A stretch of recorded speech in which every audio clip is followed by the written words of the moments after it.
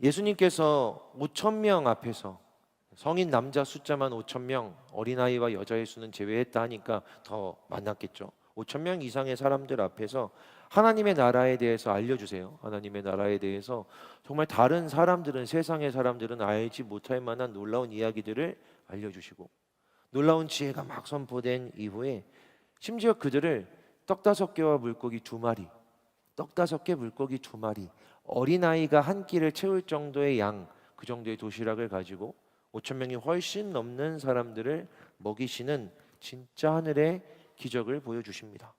증인이 5천 명이 넘는 일이었던 거죠. 이 일이 얼마나 크고 중요한 일이었는지 4개 복음서에 모두 기록된 유일한 기적은 이 오병이어의 기적밖에는 없습니다.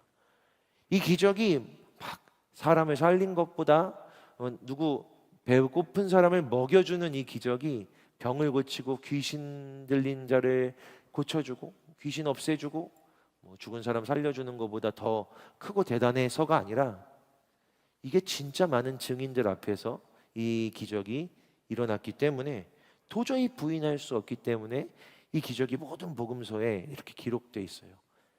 그런데 이 기적 뒤에 일어난 특별한 이야기가 하나 있습니다. 그게 오늘 우리에게 주시는, 우리 칸토에 주시는 오늘의 말씀입니다. 요한복음 6장에서도 이 사건을 다루고 있는데 요한복음 6장을 보면 이 사건이 일어난 이후에, 그러니까 5천 명이 떡 5개 물고기 2마리로 배부르게 먹고 난 이후에 사람들이 엄청 흥분했다는 거예요. 왜냐하면 자기들도 보았거든요. 어린아이 하나가 가져간 그 음식이 12바구니로, 그것이 끊임없이 몇천 명의 사람들에게 나눠지고 심지어 성경에 보면 그 12바구니가 넘치도록 남았다라고 되어 있으니까 사람들이 막 흥분해서 이 예수님을 왕으로 삼아야겠다라고 막 이야기했다는 겁니다. 여론이 막 올라왔다는 거예요. 5천 명, 수천 명의 사람들, 이 공간을 다 채워도 5천 명이 안 되거든요. 그런 사람들이 막 흥분하면서 예수님을 왕으로 세우자, 예수님을 왕으로 만들자, 막 이런 움직임들이 막 일어났다라는 거예요. 12명의 제자들이 그 중에서 어떤 일을 했냐면 5천 명의 사람들이 막 줄을 세운 거죠. 앉아주세요 여러분. 바구니 이렇게 들고서는 12개 바구니 들고 다닌 거예요. 제자들이 여기에 1,000명씩 막 나눠주는 거죠. 5천 명을 먹이는 엄청난 행사의 스텝으로 활동한 겁니다. 사람들이 제자들한테 물어봤겠죠. 이거 지금 어떻게 되고 있는 일이에요? 제자들이 알려줄 겁니다. 어린아이가 지금 예수님께 드린 떡 5개 물고기 2마리 가지고 지금 이거 나눠드리는 거예요. 이런 소식들이 막 전해지고 이 제자들이 얼마나 으쓱했을까요? 어마어마한 행사의 스태프로 활동하는 그 마음이 얼마나 기뻤을까요? 여러분, 막 사람들은 예수님 왕으로 삼아야겠다, 예수님 왕으로 모셔야겠다 하고 그 일에 이 제자들이 막 스텝으로 막 활동하고 있고 제자들의 마음 가운데 어떤 기대와 흥분이 있지 않았을까요? 이제 새로운 일들이 좀 이루어지겠구나. 예수님 맨날 여태까지 조용히 막 기적 행하시고 아무한테도 말하지 마라고 하시고 누군가 살려주시고 어디 가서 얘기하면 안 돼? 막 이렇게 이야기하셔서 제자들은 좀 답답했거든요. 왜냐하면 사람들이 예수님 사기친다라고 하고 예수님 귀신 들려서 이런 일 행한다라고 하니까 좀 더 많은 사람이 이걸 봤다면, 예수님의 말씀을 좀 더 많은 사람이 들었다면 이렇게 얘기하지 못할 텐데 이런 답답함이 그들에게 좀 있었을 거예요. 그런데 예수님이 정말로 수천 명의 사람들 앞에서 이야기하시고 기적을 그들 앞에서 행하시고 정말로 생각했던 것처럼 수천 명의 사람들이 예수님을 왕으로 삼자라고 흥분하고 있으니까 이제 내일부터는 이제부터는 엄청난 일들이 일어나겠구나. 우리의 사역이 예수님과 함께하는 동행하는 이 일이 진짜 힘을 좀 받겠구나. 막 이런 꿈이, 이런 기대가 있지 않았을까요? 그런데 사람들이 막 흥분하고 있는데 예수님이 제자들을 부르세요. 제자들 잠깐만 모여볼까? 너 이제 지금 바로 가서 바닷가 가서 거기 배 하나 있을 텐데 배 타고 바다 건너편으로 가. 먼저 가 있어. 제자들이 물어봤을 겁니다. 예수님 이 사람들을 어떻게 보내고요? 예수님 이 사람들을 어떻게 돌려보내고 여기 어떻게 정리하시려고? 저희들이 도와드릴게요. 저희들이 할게요. 예수님 어떻게 하시려고 그러세요? 아니야, 이거 내가 다 알아서 할게. 이 사람들 내가 혼자 보낼 테니까 너희들은 다 배 타고 저기 건너편 가 있어. 오늘 본문에 보면 예수님이 즉시 제자들을 재촉해서 제자들만 배에 태워서 바다 건너편으로 보냈다라고 기록되어 있습니다. 여러분 이상하잖아요. 예수님이 예수님이 평소에 자기가 도와드리고 예수님 섬기고 하는 게 제자들 일이었는데, 여러분 5천 명의 사람들 집에 보내는 게 얼마나 어마어마한 일이겠습니까? 그 장소를 정리하고 정돈하는 게 얼마나 힘든 일이겠습니까? 저희가 해야 돼요라고 하는데 예수님이 즉시 재촉해서 보냈다라는 거예요. 배를 타고 떠나가는 제자들의 마음속에, 생각 속에 복잡한 이런저런 생각들이 있지 않았을까요? 사람들은 막 흥분하고 있잖아요. 여러분 상상해 보세요. 엄청 재밌고 즐거운 일이 벌어졌어요. 어마어마한 일들, 어마어마한 잔치가, 어마어마한 막 페스티벌이, 막 콘서트 같은 게 있었어요. 거기에 내가 참여했어요. 너무 즐겁고 너무 기뻤어요.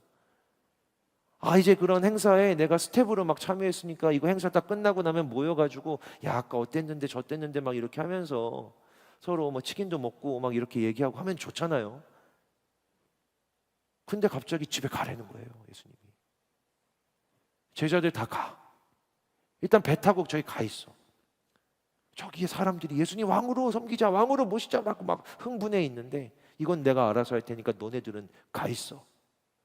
강제로 억지로 제자들이 배를 타고 바다로 나간 상황인 거예요. 여러분, 제자들은 어떤 생각이 들었을까요? 어떤 마음을 품고 바다로 나갔을까요? 여러분, 혹시 여러분이 제자라면 어떤 마음이 드실 것 같으세요? 혹시 예수님이 왕이 진짜 되려고 하시는 거 아니야?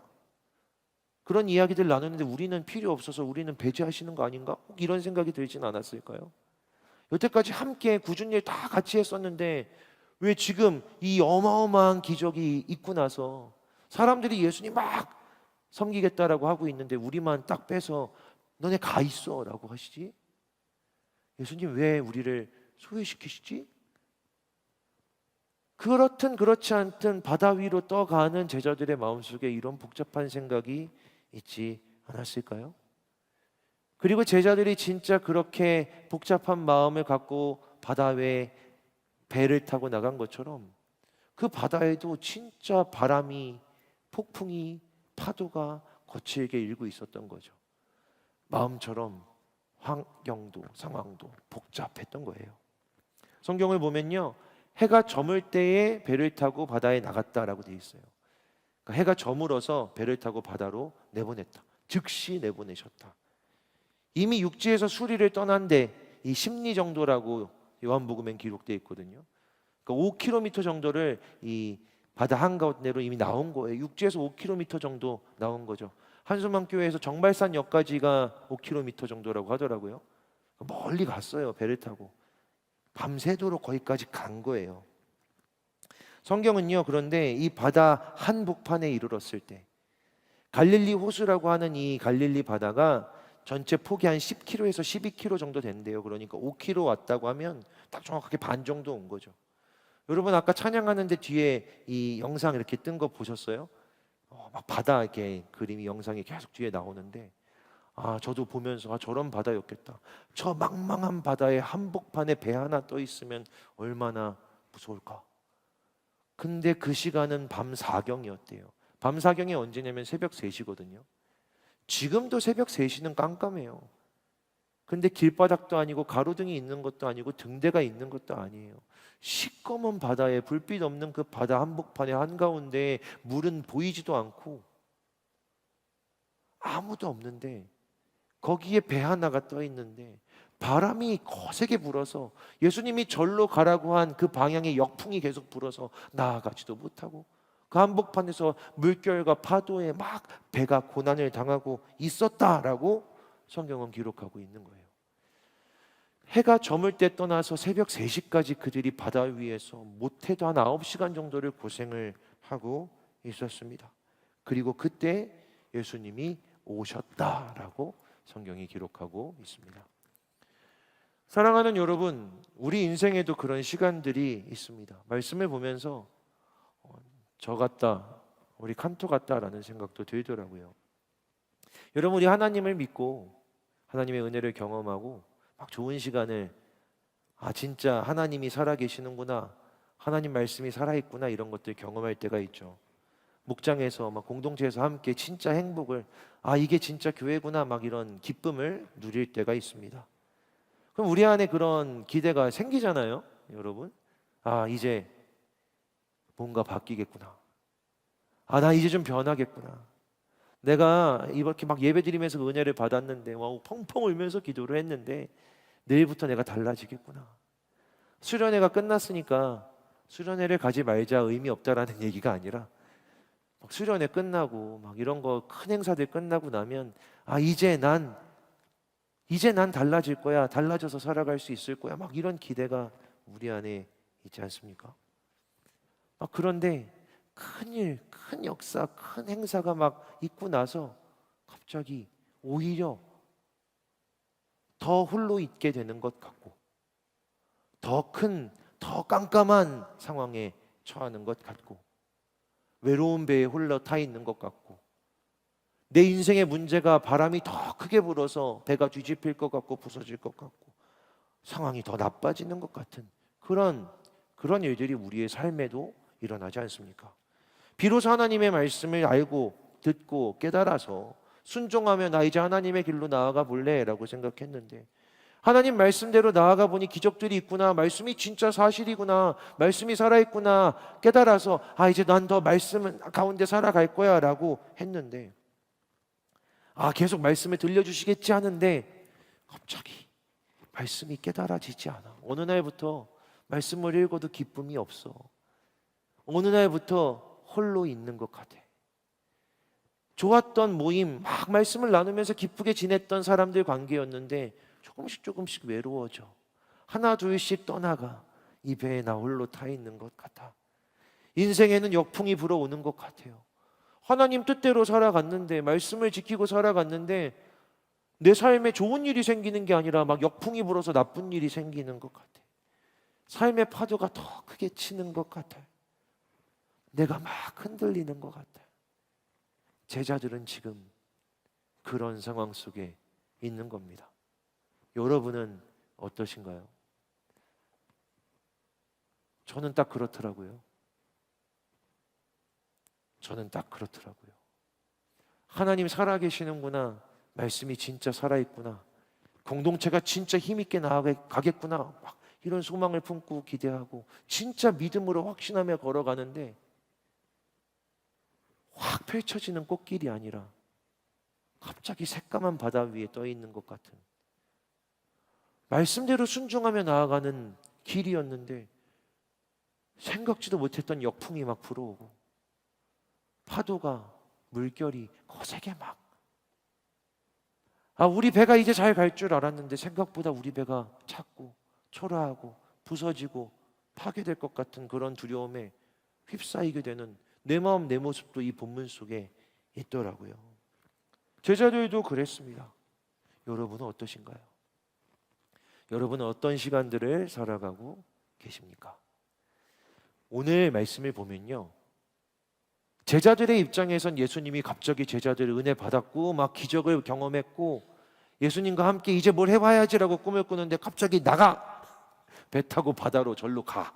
너 이제 떠나! 라고 해서 배 타고 바다 위에서 막 고생하고 있는데 제자들의 머릿속에 예수님 뭐하고 계실까? 예수님 그 자기 왕으로 삼겠다고 하는 사람들하고 막 즐겁게 밥 먹고 막 잔치하고 계시는 거 아니야? 막 이런 생각 했을 수도 있죠. 근데 그럼 그때 예수님은 뭘 하고 계셨는가? 성경은 기록하고 있어요. 예수님은 자기를 왕으로 삼겠다고 하는 사람들 다 물러가라고 하시고 뭐 하셨냐면 산 위에 혼자 올라가셨대요. 제자들 다 보내놓고 제자들 바다에 배 타고 다 가라고 해놓고 혼자 산 위에 올라가셔서 혼자 이 날이 저문 그 시간에 어둡고 깜깜한 그 시간에 그 산에서 혼자 기도하셨대요. 원래도 이 말씀을 알고 있었고 예수님이 혼자 기도하시고 제자들 보냈다라는 걸 알고 있었는데 저는 전에는 이 말씀을 보면서 예수님 혼자서 무슨 기도하셨을까? 막 이런 생각들을 했거든요. 여러분 어떠세요? 예수님 무슨 기도하셨을 것 같으세요? 예수님 산 위에 올라가셔서 무슨 기도하셨을까? 저는 그냥 그런 생각했어요. 그냥 하나님하고 할 얘기 하셨겠지. 뭐 예수님이 오늘 너무 힘들었어요. 5천 명 먹이는 게 여간 힘든 게 아니더라고요. 하나님 사람을 왜 이따위로 만드셨나요? 막 이러면서 출출되진 않으셨을 것 같고 예수님이 기도했다고 하시는데 그 예수님의 기도에 제가 그냥 하나님하고 뭐 하실 말씀이 있었나 보다 라는 그냥 그런 마음이 있었어요. 근데 오늘 말씀을 이 설교를 준비하면서 막 묵상하는데 산 위에 제자들을 즉시 재촉해서 보내시고 산 위에 홀라 올라가셔서 기도하시는 예수님의 기도가 뭐였는지 알겠더라고요. 예수님 뭘 위해 기도하셨을까요? 처음으로 제자들 홀로 배에 태워 시꺼먼 바다에 내보내시고 나서 예수님 기도하고 계셨겠죠. 제자들을 위해서. 하나님 보내주신 귀한 제자들, 하나님 사랑하는 이 아들들이, 하나님 사랑하는 이 자녀들이 홀로 배를 이끌고 저 험한 바다에 나가 있습니다. 믿음과 소망이 무너지지 않게 해주세요. 하나님 나라를 향한 꿈과 기대가 무너지지 않게 해주세요. 말씀을 붙들고 부르심에 이끌려서 나온 이 걸음들을 후회하지 않게 해주세요. 눈앞에 보이는 파도에, 불어오는 바람에, 흔들리는 배에 제자들도 흔들리지 않게 오히려 이 바다에서 그들을 단단하게 하소서. 예수님 그렇게 기도하셨겠구나. 여러분, 우리의 인생이 힘들면 하나님이 함께 계시지 않는 것 같아요. 막 외롭고 괴로울 때는 하나님이 왜 날 버리셨지, 홀로 두시지 하는 것 같아요. 근데 오늘 성경은 이렇게 그려주고 있어요. 나 혼자 배 타고 바다에서 고생하고 있는 것 같은데 예수님은 그때 너를 위해 기도하고 계신다. 예수님은 기도하고 계신다. 예수님은 그걸 알고 계시고 보고 계시고 너를 위해, 내 믿음이 떨어지지 않기 위해 기도하고 계신다. 진짜예요. 성경에 그렇게 기록되어 있거든요. 로마서 8장 34절을 보면 그는 하나님 우편에 계신 자여 우리를 위하여 간구하시는 자신이라. 히브리서 7장 25절을 보면 이는 그가 항상 살아계셔서 그들을 위하여, 항상 살아계셔서 그들을 위하여 친히 간구하십니다. 예수님이 십자가에서 돌아가시기 전날 마지막에 잡히시는 그날에 제자들 마지막으로 앞에 두고 제자들한테 뭐라고 이야기하셨는지 아세요? 제자들에게 어떤 기도 들려주셨는지 아세요? 제자들을 위한 기도예요. 예수님은 이제 곧 십자가에 못 박혀 죽으세요. 이제 잡혀가세요. 이제부터 계속 고통과 괴로움을 당하세요. 제자들 앞에서 얘들아 날 위해서 좀 기도해줘. 나 이제부터 고난을 경험할 거야. 고초를 경험할 거야. 나 이제 잡혀갈 거야. 나 이제 채찍 엄청 맞을 거거든. 내 살점이 막 뜯겨 나갈 거야. 나 잠도 못 자고 막 취조당하고 뺨 맞을 거야. 감당할 수 없는 무거운 십자가를 지고 골고다 언덕 올라갈 거야. 내 머리에는 가시로 큰 이 면류관이 씌워져 가지고 머리에서 계속 피가 흐를 거고 나는 내일 9시간 동안 십자가에 매달려 있다가 죽을 거야. 그게 내게 예정된 일이야. 사랑하는 제자들아, 3년 반을 나와 함께 동행했잖아. 내 마음이 두렵고 무서워. 내가 아까도 올라가서 하나님께 기도했는데 너희들도 나를 위해 기도해라. 저라면 그렇게 얘기할 것 같아요. 그런데 예수님은 마지막에 제자들 앞에 두고 이렇게 기도하세요. 아버지여, 저들을 지켜주옵소서. 아버지여, 내가 비옵는 곳은 저들을 데려가시라고 하는 게 아니라 저들을 안전히 지켜주시라고 드리는 간구입니다. 내가 비옵는 곳은 저들이 악에 빠지지 않게 보존하시기를 위함이니이다. 마지막이라서 그렇게 기도하셨을까?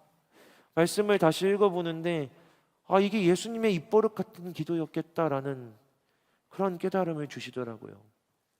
예수님 항상 이렇게 기도하시지 않았을까요? 예수님 제자들과 있으면서 여러분, 예수님이 아침마다 새벽마다 제자들 펄펄펄 자고 있는데 혼자 산 위에 올라가셔서 새벽에 예수님 기도하셨단 말이야. 예수님 무슨 기도를 하셨을까?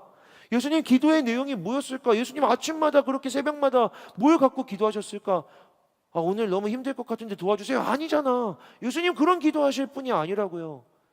그런데 요한복음 17장의 마지막에 예수님이 항상 하셨던 기도가 뭐였을지를 보여주고 있다고요. 그게 무엇인지 아세요? 제자들을 위한 기도예요.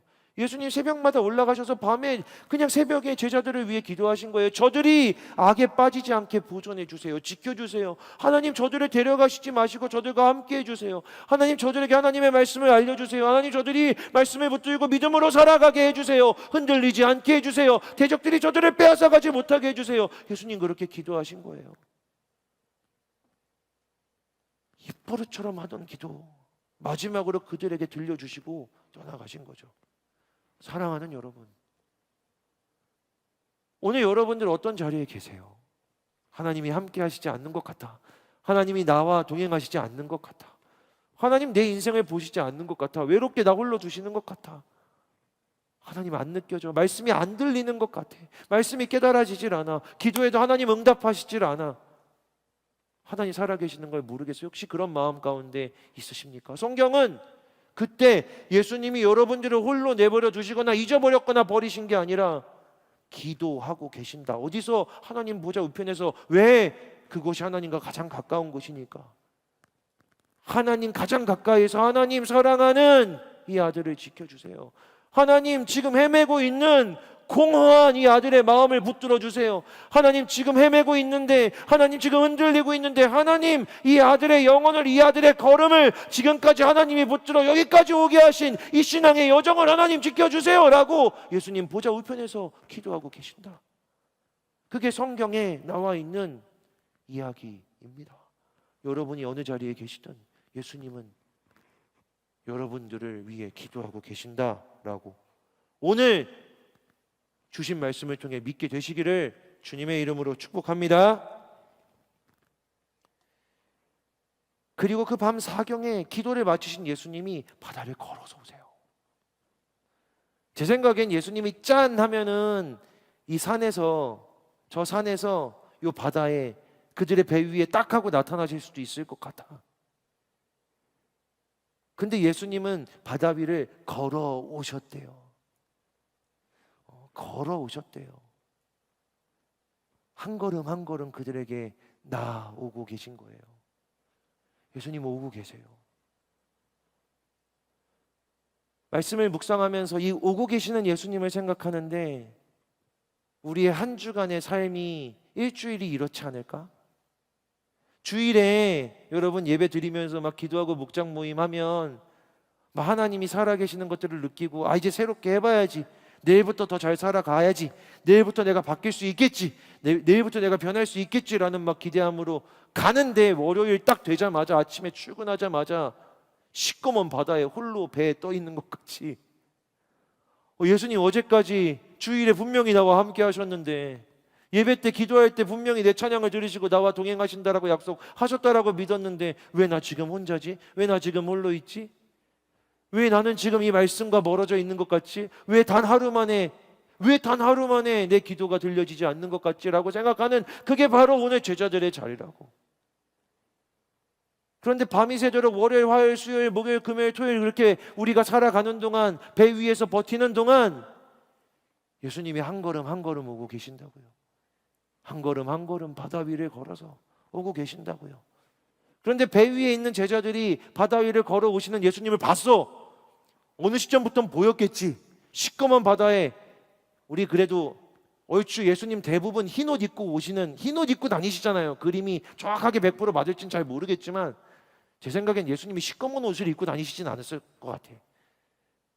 예수님 그냥 흰색 옷 입고 계셨을 것 같아요. 그게 흰색이든 뭐 베이지색이든 아이보리든 그냥 그런 옷을 입고 걸어오고 계시는 거야. 시꺼먼 바다에 아무것도 안 보이는데 저기 바다 위에 형체 하나가 멀리서부터 걸어와. 당연히 여러분 제자들의 반응은 너무나 당연한 거예요. 시꺼먼 바다에 아무것도 안 보이는데 저기서 뭔가 흰 게 있네. 야 가까워진다. 바다 위에 떠 있는데 그럼 그게 어떻게 예수님이야? 그건 당연히 귀신이지. 제자들의 반응은 너무 당연한 거예요. 무서워서 비명을 질렀대요. 유령이다 라고 하면서 막 비명을 질렀대요. 왜냐하면 그들이 상상할 수 없는 방법으로 오시는 거잖아. 그들이 생각도 못할 방법으로 예수님 저기서 전기 모터보트 타고서는 막 붕 하고 오셔가지고 내가 왔다 하시는 게 아니잖아. 헬리콥터 타고 두두두두 와가지고 예수님이 나야 라고 하시는 게 아니잖아. 그거는 알 수 있겠지. 근데 바다 위를 걸어서 오셨단 말이에요. 상상할 수 없는 방법으로, 도무지 꿈꿀 수 없는, 기대할 수 없는 방법으로 예수님이 오신다고. 사랑하는 여러분, 그런데 우리의 인생에 하나님이 찾아오시는 길은 이래요. 이사야 55장 말씀을 보면 나의 길은 너희의 길과 다르다. 내 생각은 너희의 생각과 다르다. 하늘과 땅이 다른 것처럼 나의 길과 너희의 길이 다르다라고 하세요.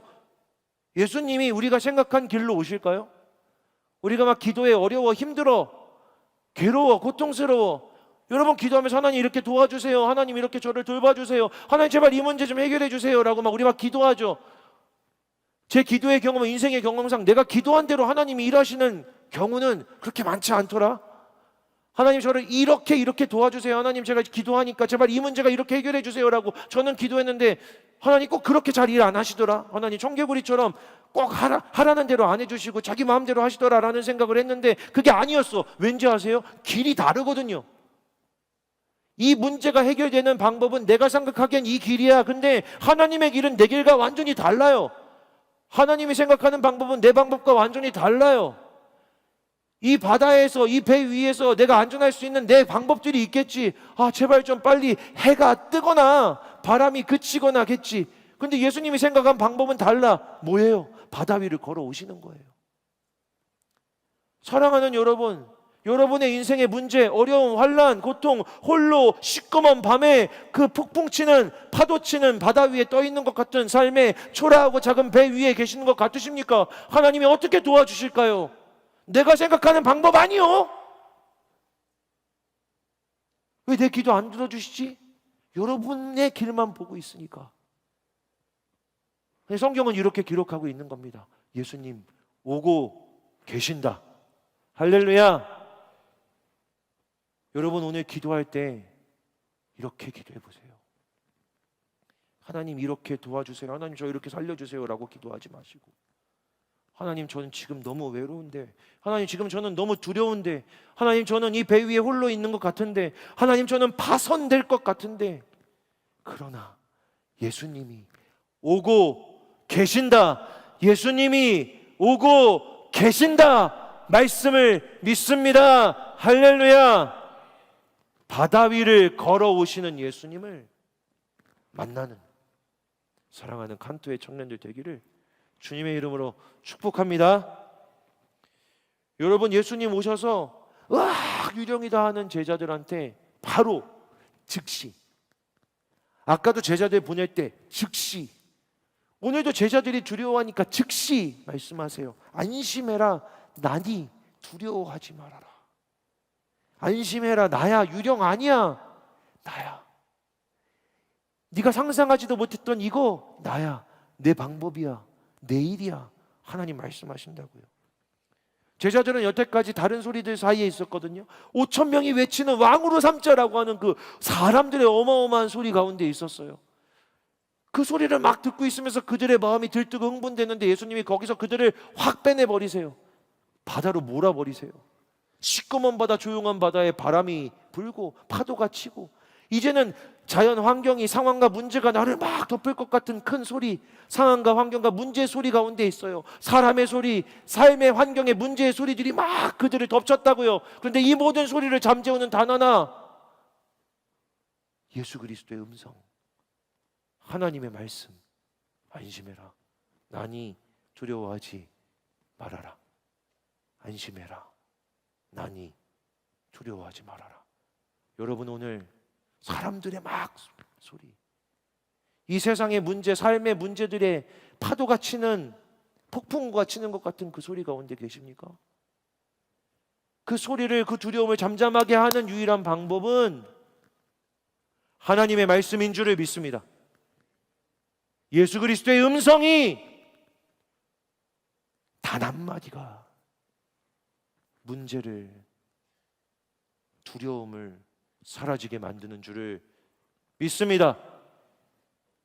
하나님 오셨구나 언제 아는지 아세요? 내 인생이 너무 두려워, 외로워, 고통스러워, 하나님 안 계시는 것 같아. 여러분 그런 상황 속에 있을 수 있죠. 말씀이 안 읽혀, 깨달아지지 않아. 그러나 그럼에도 불구하고 밤이 새도록 예수님이 가라 했으니까, 바람이 불어도 역풍이 쳐도 파도가 쳐도 예수님이 가라 했으니까 마음은 흔들리고 불안한데, 예수님이 저기서 뭘 하시길래 우리는 그냥 보내셨지라는 두려움과 의심과 불안으로 가득하지만, 그럼에도 불구하고 기쁨과 즐거움 아니어도 예수님이 가라 하셨으니까 배를 끌고 끝내 그 바다 한복판까지 간 그들에게 예수님 반드시 오신다고. 그리고 오셨을 때 예수님이 오셨다라는 증거, 사랑하는 여러분, 제가 알려드릴게요. 예수님이 우리의 삶에 가까이 오셨다라는 증거. 하나님의 말씀이 들려오는, 하나님의 음성이 들려오는, 여러분에게 말씀이 깨달아지는, 기도하는데 하나님의 말씀이, 하나님의 음성이 마음속에 막 울리기 시작하는, 여러분 그날, 여러분 오늘 그런 경험들을 하게 계신다면 예수님 가까이 오신 줄을, 예수님 눈앞에, 이 배 앞에 서신 줄을 믿으시기를 주님의 이름으로 축복합니다. 예수님 오시면 돼요. 예수님 오시면 되는 거야. 바다든 폭풍이든 거친 파도건, 배가 아무리 작아서 깨지고 파괴될 것 같아도 예수님 오시면 된다고. 근데 예수님 오셨다라는 증거는 여기 있어요. 말씀이 들리는 거, 다시 말씀이 들려오는 거, 다시 하나님의 말씀이 내 안에 새겨지는 거. 여러분 이거밖에 없어요. 여러분 이거밖에 없습니다. 그리고 여러분 의심하지 마세요. 만약에 말씀이 여러분 안에, 오늘 여러분 지금 예배 드리는데 하루 종일 일주일 동안 어떤 삶을 살았는지 나는 모르지, 여러분들이 어떻게 얼마나 헤맸는지 모르지.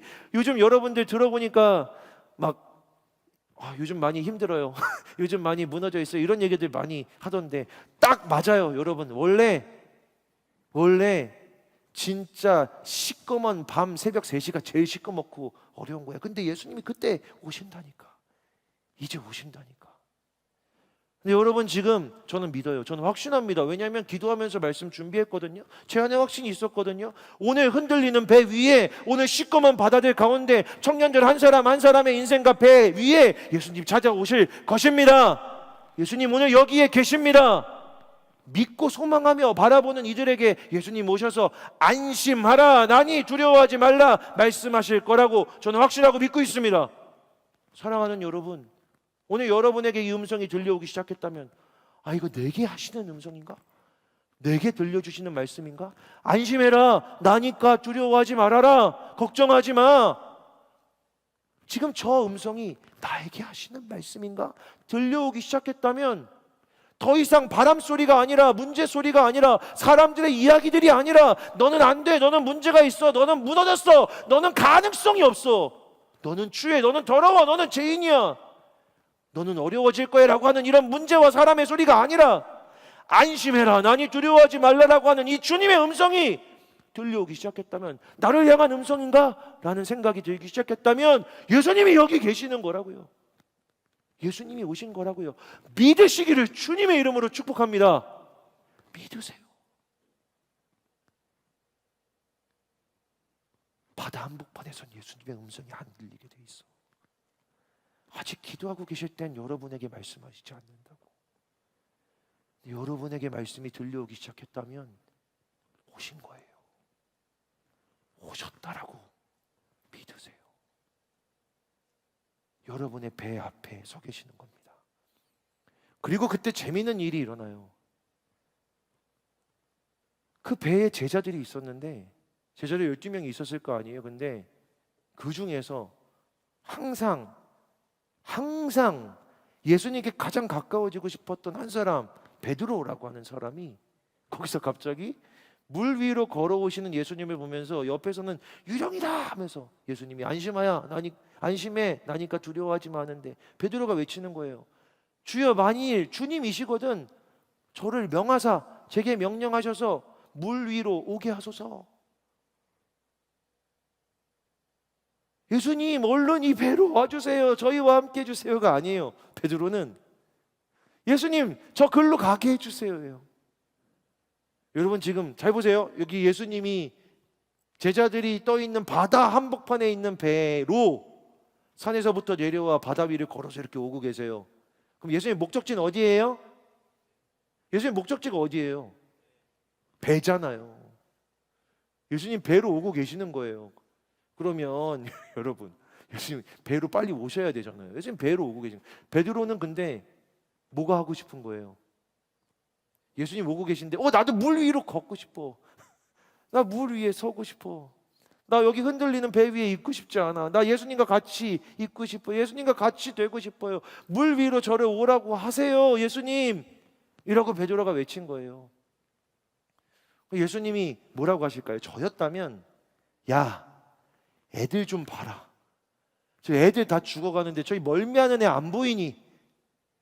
저희 애 지금 죽어가는데 지금 힘들어하는데 지금 내가 빨리 배 위에 올라가야지. 너 혼자 지금 물 위로 걷겠다고 하면 뭐 하자는 거야? 라고 저는 그럴 것 같아요. 근데 우리 예수님은요, 오라 하세요.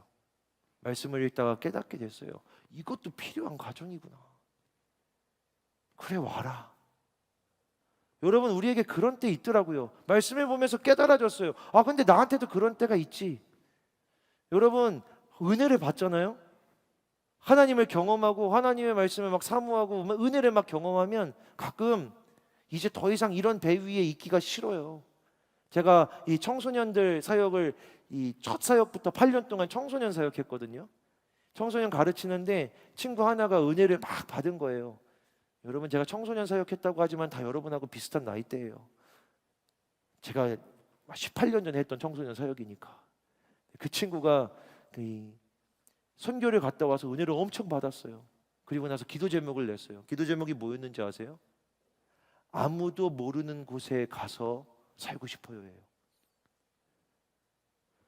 은혜를 엄청 받았는데, 진짜 하나님의 은혜를 경험하고 막 했는데, 이 친구의 기도 제목과 소망이 뭐냐면 아무도 나를 모르는 곳에 가서 살고 싶어요. 그래서 내가 너무 이상해서 은혜를 잘못 받았나 싶어가지고 물어봤죠. 너 왜 그러냐 그랬더니, 사람들이 나를 아니까, 내가 어떤 사람인지 어떻게 살아왔는지를 아니까, 나 이제 하나님 은혜로 바뀌었는데 나 새로 시작하고 싶어서요. 전도사님, 저 아무도 모르는 데서 저는 그냥 예수님만 보고 찬양만 하고 예배만 드리고 혼자 그렇게 살고 싶어요. 그러더라고요. 베드로가 그런 거예요. 물 위에 걷고 싶은 거예요. 예수님처럼 살고 싶은 거예요. 더 이상 흔들리는 배 위에서 또 파도 치는 거기서 살고 싶지 않은 거예요. 나도 바다 위를 걷고 싶은 거예요. 여러분, 우리도 그렇잖아요. 아, 계속 예배 드리고 싶다. 계속 은혜 안에 있고 싶다. 아, 교회에서 살았으면 좋겠다. 아닌가요? 그런 마음이 들 때가 있어, 가끔. 아, 교회에서 살고 싶다. 매일 교회 가고 싶다. 매일 은혜 안에 있고 싶다. 매일 예배 드리고 싶다. 막 그런 마음이 있을 때가 있어요. 나쁜 게 아니에요. 베드로도 그랬으니까. 근데 문제가 뭔지 아세요? 예수님 오라 하시거든. 그래, 해봐. 그리고 물 위를 걸어요. 진짜로 기적 같은 시간을 경험한다고요. 근데 문제는 바람이 부는 걸 보고 또 두려워서 바다에 빠져간다는 거예요. 기적을 경험해도 또 무너진다고. 물 위를 걷는 게 얼마나 대단한 일이야. 근데 우리는 또 그냥 부는 바람에 무너져요. 이게 얼마나 속상한지 아세요? 배에 타고 있을 때도 그 바람에 두려웠는데, 이제는 하나님의 말씀을 신뢰하고 물 위를 걷고 있어도 또 똑같은 문제에 빠지는 거야. 또 똑같은 문제에 내가 무너지는 거예요. 얼마나 절망적이에요. 나 똑같은가? 하나도 안 변했나? 또 똑같은 바람에 내가 이렇게 무너지나? 이게 막 절망적이라고 우리는 느낄 수 있는데, 여러분 말씀을 보면요, 어떻게 돼 있는지 아세요? 베드로가 바다에 빠져요. 여러분, 물에 빠져본 사람 손 한번 들어볼까요? 물에 빠져본 사람 없어요? 물에 빠져본 사람 이 정도밖에 없구나. 여러분 공감을 못할 수도 있는데, 물이라는 이 물질은요, 이렇게 늪이 아니어서 빠지잖아요. 그럼 제가, 이게 수면이라고 해요. 여기가 수면이라고 하면 제가 빠지면 제가 어떻게 빠질까요? 여러분, 물에 안 빠져본 사람이 제가 보니까 한 300명은 되는 것 같아. 제가 설명해. 물에는요, 이게 수면이에요. 제가 물에 이렇게 딱 들어가잖아요. 이게 물이다. 그럼 들어갈 때 이렇게 들어가지 않아요. 무슨 말인지 아시겠어요? 물에 빠질 때는요, 스르르 빠지지 않아요. 물에 빠지는 건 어떻게 빠지지? 아까 나라야 물에 빠져봤니? 넌 가벼워서 물에 스르르 빠지니? 풍덩 빠지죠. 물에는 이렇게 쑥 들어가는 거예요. 물에는 쓱 빠진다고. 베드로가 물 위를 걷고 있었어요. 그런데 무서워서 물에 빠지게 됐어요. 그럼 어떻게 빠져야 했을까? 여러분, 성경이 거짓말이 아니다라는 전제. 베드로가 물에 빠졌대. 그럼 어떻게 빠져야 돼요? 걷다가 푹 하고 빠져야 돼요. 근데 오늘 어떻게 기록되어 있어요? 베드로가 물에 빠지는데 베드로가 말을 해. 주여 나를 구원하소서. 아무리 빨리 해도 이 말 다 못해. 무슨 말인지 아시겠어요? 아니 성경을 읽을 때 상식적으로 생각하면서 읽어야 돼요, 여러분. 그냥 성경이니까 이야기니까 다 그렇겠거니. 물에 빠져가는데 주여 나를 구원하소서 하면서 이게 에스컬레이터 타는 것도 아니고 이렇게 떨어지는 게 아니라니까. 쭉 이렇게 됐겠죠, 그냥. 이렇게 됐겠죠. 근데 성경이 진짜 그걸 자세하게 기록하고 있어요. 물에 빠졌다가 아니라 베드로가 바다에 빠져갔다라고. 이건 쓰지 않는 표현이에요. 베드로는요, 바다에 빠져야 돼요. 그런데 바다에 빠져갔대요. 영어로 치면 ing 진행형인데 원어는 더 심해요. 점점, 점차적으로 진행된 일을 이야기하는 거죠. 여러분, 제가 아까 똑같은 바람에 또 무너져서 절망이라고 이야기했잖아. 여러분 그렇지 않아요? 믿음을 갖고 신앙을 가지고 내가 좀 성장했다라고 생각했는데 또 무너지면 얼마나 절망스러워. 그게 똑같은 문제면 우리는 막 낙심하잖아. 아, 난 또 무너진다. 똑같은 문제로 또 이렇게 박살을 나는구나라고 생각하는데 성경은 그렇게 이야기를 안 하고 있어요. 네가 열심히 하나님을 믿고 나아가려고 했던 그 걸음에서 네가 무너지는 건 똑같은 실패가 아니야. 넌 바다에 빠지는 게 아니라 빠져갈 거야. 그럼 왜 빠져가게 하실까? 왜 바다에 푹 빠져가지고 하게 안 하시고 주여 나를 구원하소서라는 말을 하게 하셨을까? 그 말을 하게 하시려고 하는 거지. 기도하게 하시려고. 내가 바다에 빠져가고 있다라는 사실을 아는 주님의 제자들이 무너지고 패배하고 실패하고 있다라는 사실을 인지하고, 여러분 잘 보세요. 옛날에는 같은 문제에 그냥 넘어갔어. 그런데 하나님을 믿고 따르고 의지하고 하는 사람들은 그 일의 문제에 빠져들어간다고요. 빠져들어간다고요. 그냥 자빠지는 게 아니라, 그냥 물에 빠져서 사라지는 게 아니라 한 걸음 한 걸음 빠져들어가요. 내가 무너지는 걸 내가 봐. 내가 점점 신앙이 약해지는 걸 내가 보게 하셔. 아, 내가 왜 이렇게 말씀을 깨닫지 못하지 하는 걸 자꾸 보게 하셔. 그럼 여러분 어떻게 생각해요? 아, 제가 요즘 신앙이 약해지고 있어요 라고 생각하죠. 아, 내가 신앙이 떨어져 가고 있구나. 아, 내가 신앙이 지금 무너져 가고 있구나. 그냥 그렇게 생각해요. 근데 이게, 자 여러분, 이게 은혜라고요. 이게 은혜라고요. 왜냐하면 전엔 빠져가는 줄 모르고 그냥 빠졌으니까. 전엔 그냥 떠나갔으니까. 전에는 그냥 박살났으니까. 근데 하나님의 은혜는 우리가 빠져가는 걸 알게 하시는 거예요. 한 주를 지나가며, 아, 내 예배가 왜 이렇게 무뎌지지? 아, 내 안에 왜 눈물이 사라져가지? 아, 왜 내가 말씀을 이렇게 기뻐하지 않게 되었지? 아, 내가 왜 이렇게 눈물을 잃어버리고 있지? 라는 걸 한 주 깨닫게 하셔. 바다에 빠져 들어가게 하셔.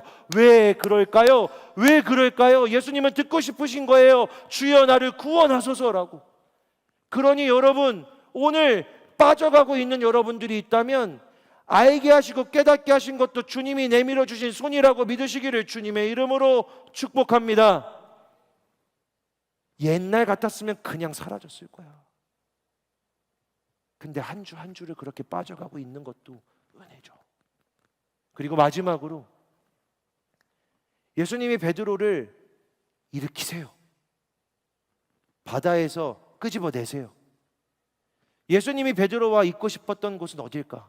물 위는 아니었나 봐. 왜냐하면 베드로를 끄집어내셔서 내 옆에 세우고, 자 베드로야 너 물 위에 섰지? 라고 하시는 게 아니라 베드로의 손을 잡고 끌고 배로 가신단 말이에요. 예수님 배로 가고 싶으셨잖아. 베드로와 함께 배에 올라타시는 거예요. 베드로를 데리고 배에 가세요. 그리고 배에 베드로와 함께 올라탔더니 바람이 그쳤대요. 그리고 배에 타 있던 모든 사람들이 예수님을 찬양했더라. 이게 오늘 말씀의 마지막인 거죠. 여러분, 칸토는 지금 어떤 시간에 지나가고 있을까요? 여러분은 지금 어떤 신앙의 때를 지나가고 있을까요? 혹시 좀 무너지고 계세요? 혹시 바다에 빠져가고 계세요? 희미해져 가고 계신가요? 예수님 여러분의 손을 붙잡으실 거예요. 붙잡으시는 이유는 여러분들이 있어야 할 배에 다시 태우시려고. 물 위에 세워서 야 베드로야 너 대단하다 그게 아니라 여러분과 함께 배 타고 있는 제자들이 바람이 그치는 것을 보게 하시려고. 그 배에는 멀미하고 있던 애도 있거든. 그 배에는 눈 감고 고개를 숙이고 귀를 막고 힘들어하고 있던, 잠자고 있던 제자들도 있거든. 그 배에 있는 모든 사람들이 예수님이 이 배에 타셨다라는 걸 경험하게 하려고. 그래서 예수님이 배에 타니까 바람이 그치는 거예요. 모든 사람들이 예수님을 찬양하게 된 거죠. 저는 지금 칸토가 그런 때라고 믿어요. 이제 혼인잔치 다음 주예요, 여러분. 다음 주 돌아오는 토요일, 일요일, 월요일, 화요일, 이게 우리 수련의 혼인잔치죠. 신랑 대신 예수님께서 다가오고 계신다라는 걸 믿어요. 오고 계신다. 여러분들 지금도 막 고민하고 있다면서요? 토일 갈지, 일만 갈지, 일월 갈지, 월만 갈지. 월만 오는 건 어떻게 하는 거예요? 주일에 안 오겠다는 건가요? 여러분 주일 예배 드리고 집에 갔다가 월요일 날 오는 것도 일월로 칠게요. 돈을 그렇게 받겠다는 게 아니에요. 그래도 일월. 그리고 여러분 경제적으로 돈이 조금 부담되면 하늘국간 신청하세요. 하늘국간을 열어서 어떻게든 다 데리고 가도록 하나님이 하늘국간 계속 채워주시더라고요. 왜 이렇게 얘기하는지 아세요? 배에 올라타야, 예수님과 함께 배에 올라야 찬양이 시작되거든. 바람이 그치거든. 바람은 그때 먹거든. 앞에 있는 몇 명 데리고 물 위에 서 있는 게 하나님 우리에게 원하시는 게 아니야. 여러분 생각하기에 이 중요해 보이는 몇 사람 리더십들 데리고 저 사람들끼리 물 위에서 예수님과 함께 찬양하겠지, 그게 하나님이 우리에게 원하시는 게 아니야. 하나님은 이 배 위에 올라오기를 원하세요. 하나님은 여러분들의 손을 붙잡고 인생의 바다에서 허우적대는 여러분들을 끄집어내서 배 위에 올라타 함께 찬양하는 예배를, 찬양을 받기를 원하신다고요. 나 혼자 물 위로 올라가서 예수님 앞에서 내가 예배드린다, 그런 건 없어. 여러분 잠깐은 물 위를 걸을 수 있을지 모르겠으나 빠져버린다고요. 이 배가 약해 보이나요? 이 배가 흔들리는 것 같나요? 이 배가 부서질 것 같습니까? 칸토라는 배가 여러분들 못 태울 만큼 작아 보이십니까? 여러분들이 이 배에 남아 있어야, 우리가 함께 이 배에서 예수님을 맞이해야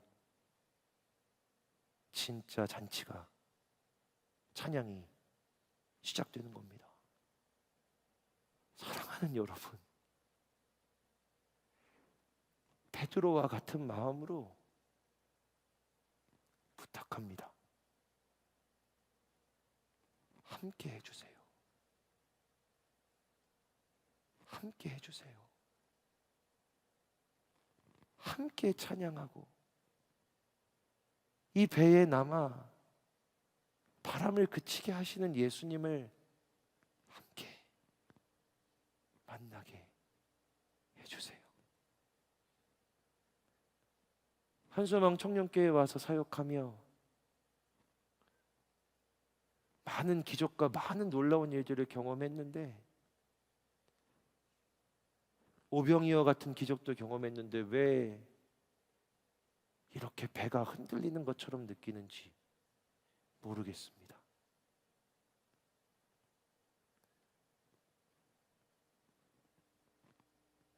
예수님 손잡고 배로 돌아와 주세요. 함께 예배해 주세요. 수련회 가자라는 게 아니라 함께 이 배를 타고 예수님과 함께 목적지에 도착하는 한수망 청년교회 칸터가 되기를 저는 간절히 기도합니다. 기도하겠습니다.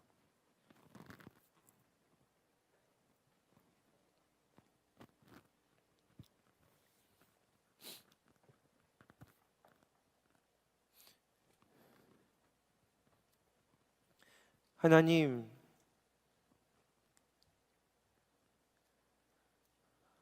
특별하고 대단한 일이 아니라 작고 초라하지만 오늘도 흔들리는 배 위에 예수님 모시고 내 인생의 항해가 예수님과 함께 나아가게도 하시며 공동체의 항해가 목적지에 다다를 수 있도록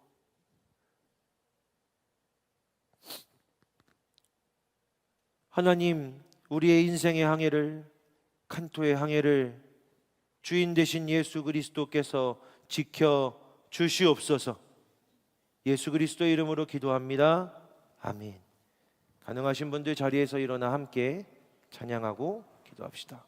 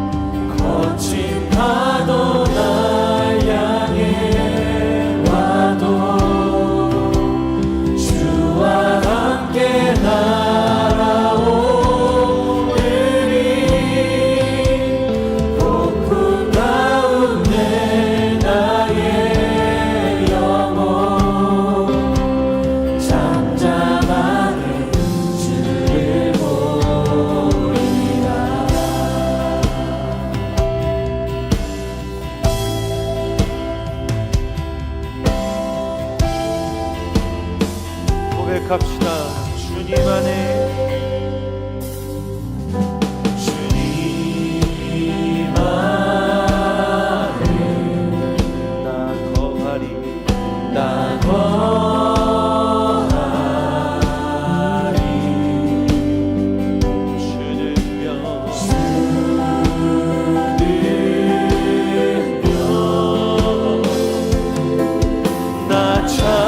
잠잠히 믿네.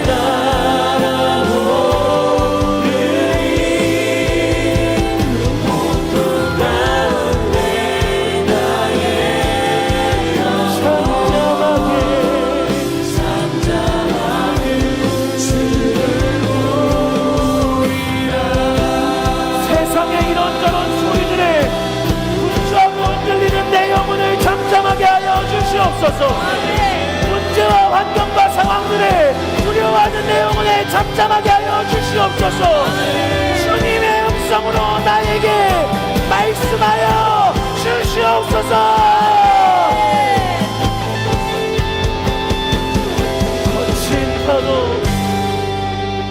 거친 파도 날 향해 와도 주와 함께 날아오르리. 높은 가운데 나의 영혼 잠잠하게 주를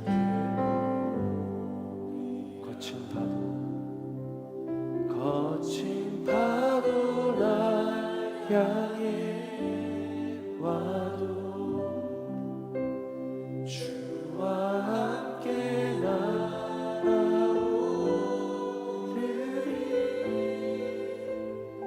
높은 가운데 나의 영혼 잠잠하게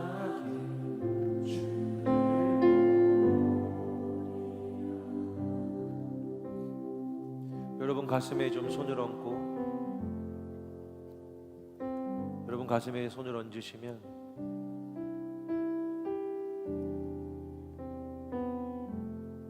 배 위에 있는 여러분들을 위해 제가 기도하겠습니다.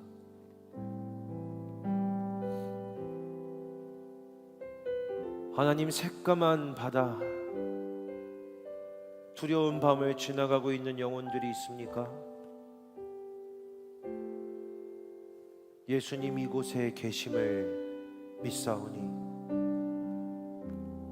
말씀하여 주시옵소서.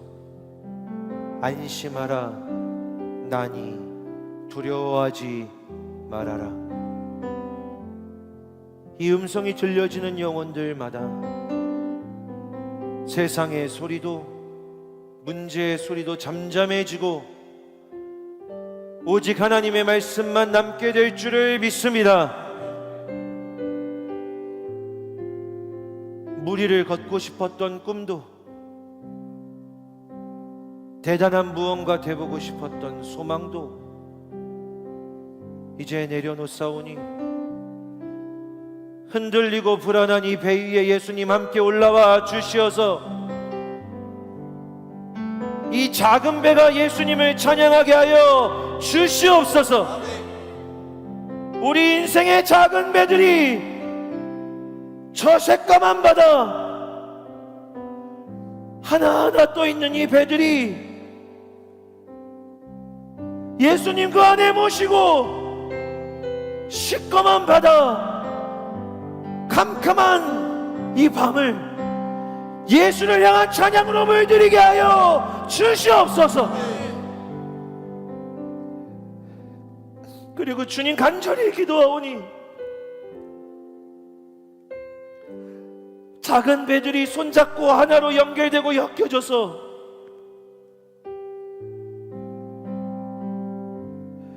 주님, 우리가 함께 주의 날개로 칸토가, 우리가, 교회가, 공동체가 함께 날아오르게 하여 주시옵소서. 예배드리는 모든 이들을 주의 강한 오른팔로 왼손과 오른손으로 안아주신 사랑하는 신랑 되신 예수 그리스도를 찬양하며 예수 그리스도의 이름으로 기도합니다. 아멘. 우리 하나님께 영광의 박수 올려드립시다.